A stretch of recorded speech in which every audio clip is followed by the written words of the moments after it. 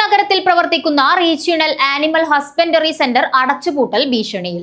ജീവനക്കാരെ ബേഡകത്തെ ഹൈടെക് ആട് ഫാമിലേക്ക് മാറ്റി നിയമിച്ചുകൊണ്ടുള്ള ഉത്തരവ് വന്നതോടെ നേരത്തെ വെറ്റിനറി ഉപകേന്ദ്രങ്ങളുടെ ചുമതലയുണ്ടായിരുന്ന RHC പൂട്ടുമെന്നാണ് സൂചന. അണങ്കൂരിലെ ജില്ലാ വെറ്റിനറി ആശുപത്രിയോട് ചേർന്ന് പ്രവർത്തിക്കുന്ന റീജിയണൽ ആനിമൽ ഹസ്ബൻഡറി സെന്ററിലെ ജീവനക്കാരെ പറിച്ചുമാറ്റാനൊരുങ്ങി വകുപ്പ്.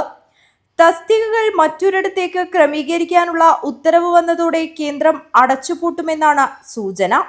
തദ്ദേശ സ്ഥാപന പരിധികളിൽ മൃഗസംരക്ഷണ വകുപ്പിന്റെ പശുക്കളുടെ വന്ധ്യതാ പരിശോധനകൾ, ബീജസങ്കലനം, വിവിധ പ്രതിരോധ കുത്തിവയ്പ്പുകൾ, തീറ്റകളുടെ വിതരണ മേൽനോട്ടം, കന്നുകുട്ടി പരിപാലനം എന്നിവ നടത്തിയിരുന്ന സ്ഥാപനത്തിലാണ് നിലവിൽ അത്തരം പ്രവർത്തനങ്ങൾ നടത്തുന്നില്ലെന്ന് ചൂണ്ടിക്കാട്ടി തസ്തികകൾ ഇല്ലാതാക്കുന്നത്.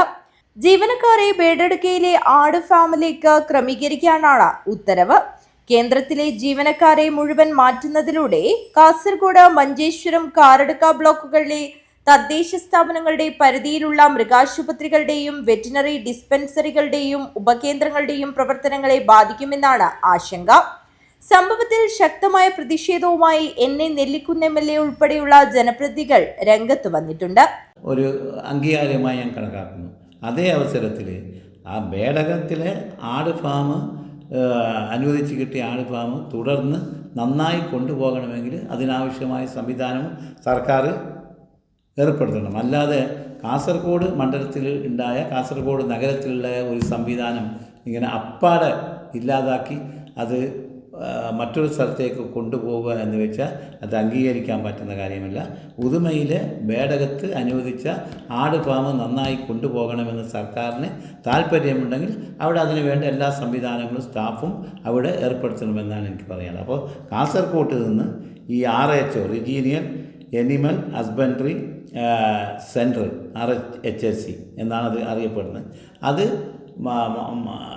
മാറ്റുന്നതിനോട് കാസർഗോഡിൻ്റെ MLA എന്ന നിലയിൽ എനിക്ക് ഒട്ടും യോജിപ്പില്ല.